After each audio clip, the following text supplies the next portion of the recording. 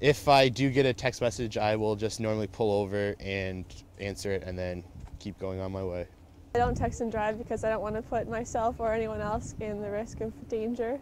I occasionally text and drive, probably not for any good reason at all. I don't know.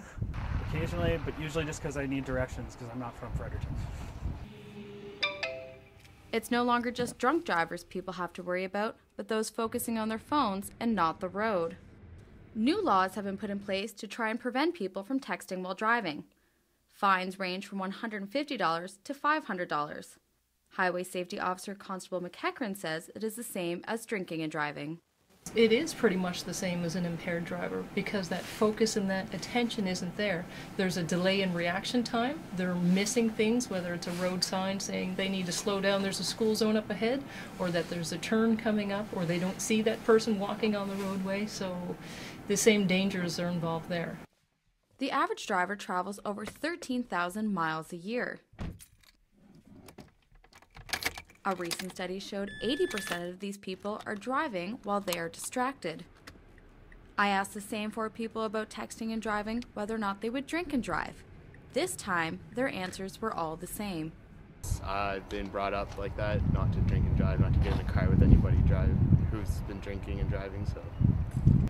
No, I don't drink and drive because my parents always told me that it wasn't the right thing to do. No, because I have 3 or 4 family members who have been severely injured or killed from drinking and driving. I never drink and drive because one of my friends actually flipped a car when he was drunk, so kind of taught me not to, I guess, from an early age. Recent studies have shown that texting and driving is actually more dangerous than drinking and driving. Those who said they do text and drive on occasion also said that they never drink and drive. What they don't realize is they're actually putting themselves at greater risk.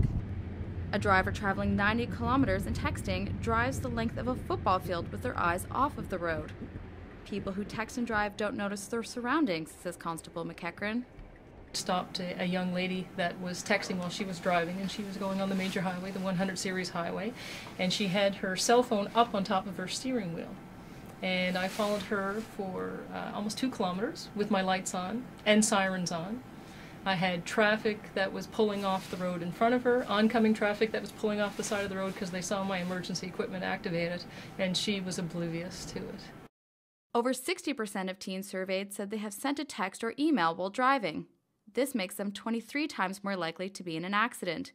100,000 people are in an accident each year from texting and driving. Companies are creating apps hoping to stop people from texting when behind the wheel.